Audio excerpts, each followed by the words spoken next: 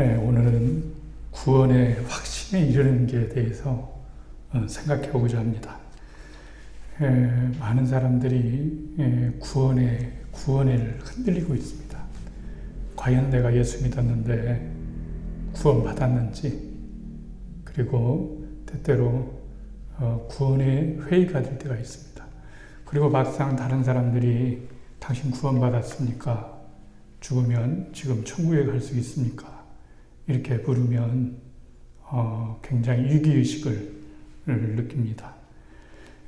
그래서 저는 오늘 흔들리는 구원이 흔들리지 않는 그런 확신에 이르는 길을 함께 말씀드리고자 합니다. 물론 성경의 바탕에 의해서 말씀을 드리지만 특별히 기독교의 거성인 존 스토트의 그리스도인의 확신이라고 하는 글을 통해서 인용했던 부분들을 여러분과 함께 나누고자 합니다. 우선 예수님을 믿느냐 안 믿느냐라고 하는 것은 우리의 영생을 어디서 보냈느냐 하는 것을 결정해 줍니다.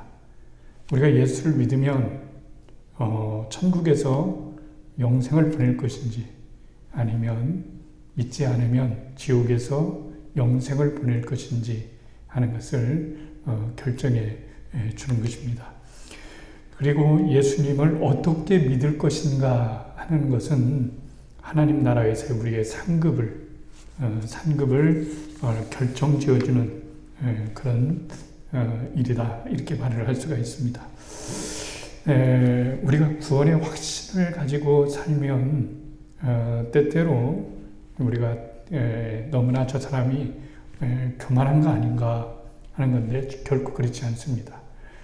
우리는 예수 그리스도를 믿고 살아갈 때 중요한 것 중에 하나는 구원에 대한 확신을 가지고 살아가는 것이 굉장히 중요하다고 말을 할 수가 있습니다.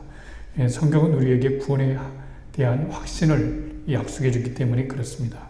그런데 많은 사람들이 오늘날 구원에 대해서 흔들리고 있습니다. 구원에 대해서 흔들리고 있습니다. 이건 굉장히 마음 아픈 일이다 라고 말할 수가 있는 거죠. 요한일서 1장 13절에 보면, 내가 하나님의 아들을 믿는 너희에게 이것을 쓰는 것은 너희로 하여금 너희에게 영생이 있게 하려 하는 것을 알게 함이라 라고 그랬습니다. 그러니까 요한일서를 쓸 때 그 성경을 쓴 기록의 목적이 너희 안에 영생이 있는 것을 알게 하기 위해서 쓴다 하는 것이죠. 그래서 영생은 예수 그리스도를 통해서 하나님을 아는 것이다 라고 말할 수가 있습니다. 그런데 이 영생은 이미 시작이 된 거예요. 예수를 믿은 다음부터 영생의 삶이 시작되는 것이지, 하나님 나라에 가서 거기서부터 시작되는 것이 아니고, 영생은 예수 그리스도를 믿으면 바로 그때부터, 구원이 시작된 그때부터 영생의 삶이 시작되어지고, 그리고 천국에서 완성되는 것이다 라고 말을 할 수가 있습니다. 하나님께서 우리가 영생을 소유하고, 그리고 그 영생을 누리는 것이 하나님의 뜻이라고 한다면, 우리가 영생을 소유했다고 하는 것을 알기를 원하시는 것이 하나님의 뜻이라고 말할 수가 있습니다. 그래서 성경은 우리들에게 평안을 약속해 줍니다. 그리고 우리들에게 평강의 마음을 갖고 살아가기를 바랍니다. 만약에 우리의 양심이 죄를 짓고 난 다음에 구원이 흔들리게 돼요. 나 같은 죄인이 내가 또 이렇게 죄를 지었네, 또 넘어졌네, 또 이렇게 하나님 앞에 잘못을 했네 하면서 구원이 흔들릴 때가 있습니다. 그런데 우리는 그때마다 하나님이 우리의 죄를 사하셨다고 하는 그 사실을 인정하지 못하면, 믿지 못하면 결코 평안을 누릴 수가 없습니다. 그리고 우리가 구원에 대한 확신을 가지고 있지 않으면 다른 사람을 도와줄 수가 없어요. 흔들리는 이 사람들을 도와줄 수 없습니다. 그래서 우리의 구원은 내 감정에 흔들리지 말아야 되고, 그리고 내 신앙이 크냐 적냐, 신앙이 좋냐 안 좋냐, 그리고 내가 죄를 지었느냐 안 지었느냐에 따라서 우리의 구원이 없어졌다가 다시 생기고, 그리고 주었다가 다시 빼앗기고 하는 것이 결코 아닌 것이라고 하는 거죠. 그래서 구원은 단번에 이루어진 사건이라고 말을 할 수가 있습니다. 여러분, 카메라를 다들 아시죠? 사진 찍지 않습니까? 카메라로 우리가 단체 사진을 찍을 때 그 카메라 밑에 삼각대를 설치합니다. 그리고 자동으로 설치하고 사진을 찍습니다. 그럴 때 이 카메라를 받치고 있는 이 삼각대, 하나, 둘, 셋, 이렇게 삼각대가 있는 거죠.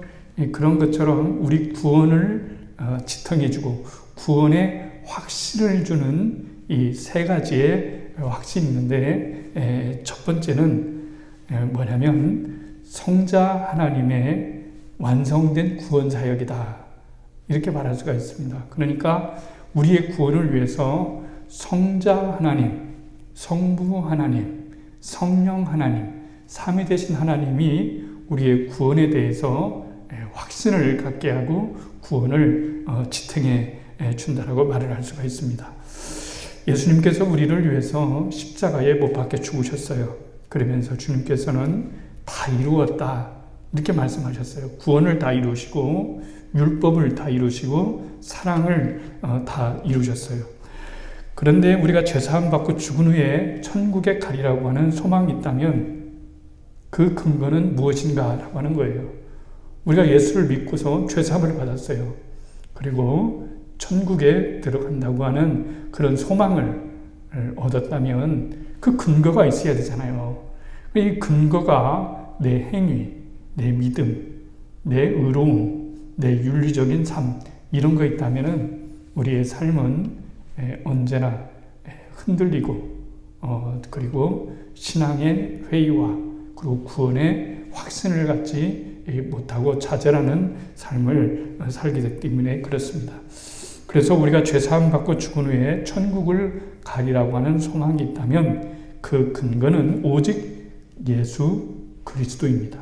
그러니까 구원의 첫 번째 기초는 어디다 두냐면은 예수 그리스도께 두어야 되는 거예요. 그래서 예수 그리스도로 통해서, 예수님을 통해서 우리가 속량 받았고, 그리고 치유받았고, 회복되었고, 죄사함 받았고, 그리고 모든 죄에 대한 빚이 갚아졌다, 이렇게 말을 할 수가 있습니다.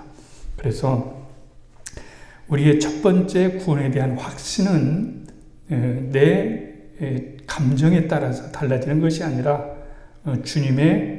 예수님의 완성된 그 구원의 사역에 기초를 두는 것이라고 말할 수가 있습니다. 이것이 구원의 유일한 기초입니다. 그래서 우리가 죄를 지으면 양심이 우리를 고소합니다. 그러면 죄책감이 들죠. 그러면 구원에 대한 삶이 흔들리게 되는 거예요. 근데 많은 사람들이 이것은 구원의 문제가 아니고 무슨 문제냐면은 상급의 문제입니다.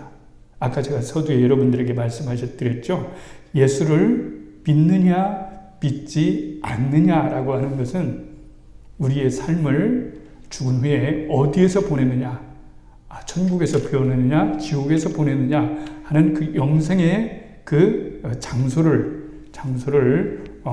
확증해 준다면, 우리가 예수님을 믿고 난 다음에 어떻게 예수를 믿느냐라고 하는 것은 하나님 나라에서의 우리의 상급에 대한 일이라고 말할 수가 있어요. 그러니까 이미 우리는 구원을 받았어요. 한번 생각해 보세요. 하나님께서 우리를 지극히 사랑하시는데 네가 죄를 좀 지었으니까 너 다시 구원을 회수한다. 그리고 나중에 네가 이제 잘못을 깨닫고 또 새 사람이 되면 그때 다시 구원을 또 줄 거야. 그래서 구원을 주셨다, 빼셨다, 주셨다, 빼하셨다, 이렇게 하시는 하나님이 결코 아니시라는 거죠. 하나님께서는 예수 그리스도를 통해서, 예수님은 십자가를 통해서 구원을 단번에 이루신 거예요. 그러니까 우리의 문제는 구원의 문제라기보다는 대다수 우리가 살아갈 때 흔들리는 문제는 구원의 문제가 아니고 바로 상급의 문제, 회개의 문제, 성화의 문제죠. 이 문제를 구원의 문제로 확대 해석하게 되어서 내가 구원을 받을 수가 없다, 이렇게 생각하면 하나님께서 굉장히 슬퍼하시는 그런 마음이라고 말할 수가 있어요.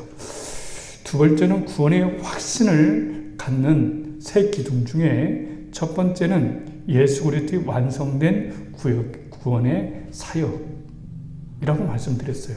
두 번째는 성자 하나님이 그렇게 하셨다면 성부 하나님께서 그렇게 말씀하셨기 때문에 그런 거예요. 그리스도인의 구원의 확신의 근거가 성자 하나님의 완성된 구원 사역이 있다면 십자가에 달리신 그리스도를 믿는 믿음으로 우리가 제사함과 새 생명을 얻었다는 것을 어떻게 확신할 수 있는가 이렇게 했을 때 그것은 하나님이 그렇게 말씀하셨기 때문에 그런 거예요. 그러니까 성부 하나님의 말씀은 성자 예수님의 구원의 완성된 사역을 뒷받침해 주셔요. 그리고 보증해 주셔요. 예수님께서 우리를 위해서 죽으셨으니까, 십자가에 못 박혀 죽으셨으니까 누구든지 예수 그리스도를 믿는 자는 죄사함을 받고 영생을 얻고 천국에 들어가리라고 하는 그 보증을 누가 해주시냐면 바로 하나님이 해주시는 거예요. 하나님이 그 보증을 해주시고 뒷받침해 주시는 거예요. 그래서 이렇게 요한일서 5장 9절 12절에 보면 이렇게 성경은 말씀하고 있습니다. 만일 우리가 사람의 증언을 받을진대 하나님의 증거는 더욱 크도다.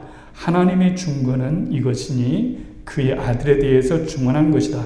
아들이 있는 자에게는 생명이 있고 그랬어요. 그 다음에 아들이 없는 자에게는 생명이 없느니라 이렇게 말씀하셨어요. 그러니까 아들을 믿는 자는, 예수 그리스도를 정말로 믿는 자는 하나님께서 우리들에게 생명, 영원한 생명을 주셨다는 거예요. 그러니까 이것은 하나님이 보증하시는 거예요. 예수님의 완성된, 나를 위해서 죽으신, 그리고 나를 위해서 구원의 사역을 하신 예수님의 사역은 하나님께서 그렇게 말씀하셨기 때문에 이건 보증수표가 되는 것이고 확실한 뒷받침이 되는 것이다 라고 이렇게 말할 수가 있습니다. 이것을 존 스토트는 세례와 성만찬이라는 것으로 두 가지를 통해서 말씀을 하고 있어요. 여러분, 내가 다시 죄를 짓는다면 어떻게 해야 되는 걸까요? 다시 주님을 영접하는 걸까요? 다시 세례를 받아야 됩니까? 그런 것은 결코 아니에요. 왜냐하면 예수님은 단번에 우리들을 위해서 죽으셨기 때문에 그런 거예요. 예수님께서 제자들의 발을 씻겨주셨어요. 너무 황송하잖아요. 그러니까 베드로가 이렇게 말을 했죠. 손과 머리도 함께 씻겨주세요. 이렇게 말씀했어요. 그랬더니 예수님께서 이미 모욕한 자는 발밖에 씻을 필요가 없다. 이렇게 말씀하시고, 그리고 너희들은 이미 온몸이 깨끗해졌다. 이렇게 말씀하시는 거예요. 맨 처음 주님을 영접할 때 우리는 세례를 받지 않습니까? 세례를 받는다는 것은 예수님과 함께 죽고 예수님과 함께 다시 산다는 것을 의미하는 거예요. 그래서 우리는 그때 우리가 깨끗함을 받은 거예요. 우리의 원죄를 주님께서 속하여 주시고 깨끗함을 씻겨주신 거죠. 그래서 우리가 알아야 될 것은, 그렇지만 예수를 믿으면 우리가 완전해지지를 못했기 때문에 때때로 이런 죄 저런 죄를 지켜야 돼요. 이것을 실행죄라고도 하고 자범죄라고도 하는 거예요. 그래서 매일매일 짓는 그 죄는 즉시 무릎 꿇고 하나님께 죄사함을 받아야 되는 겁니다. 그래서 요한일서 1장 9절에 보면 만일 우리가 우리 죄를 자백하면 그는 미쁘시고 의로우사 우리 죄를 사하시며 우리를 모든 죄에서 불의에서 우리를 깨끗하게 하실 것이요 이렇게 말씀하신 거예요. 그래서 세례가 우리를 의롭게 되었음을 단번에 확증하셨던 것처럼 성찬식에서 떡과 포도주는 그리스도의 죄사함을 통한 반복적인 죄사함을 눈으로 보여주는 그런 형태로 우리에게 확증해 주는 거예요. 이게 굉장히 중요한 일이라고 말을 할 수가 있습니다. 그래서 우리가 세례를 한 번 받지만 성찬식은 필요할 때마다 우리가 죄사함을 받기 위해서 그때그때 매번 하는 이유도 바로 거기에 있다고 말할 수가 있습니다. 세 번째 그리스도인의 구원의 확신의 기둥은, 세 번째 기둥은 성령 하나님의 중보예요. 예수님이 우리를 위해서 완성된 구원 사역을 하셨어요. 그리고 두 번째는 하나님이 그 일을 확정하셨어요. 말씀으로 예수님을 믿으면 구원해 주시겠다고 확정하셨어요. 근데 세 번째는 그 말씀이 믿어져야 되잖아요. 정말 하나님이 그 말씀이 믿어지지 않으면 우리는 참된 구원을 받을 수가 없는 거죠. 이런 구원의 사역을 성자 하나님과 성부 하나님의 구원 사역이 믿어지는 것, 이것은 성령의 내적 중보이라 이렇게 말할 수가 있어요.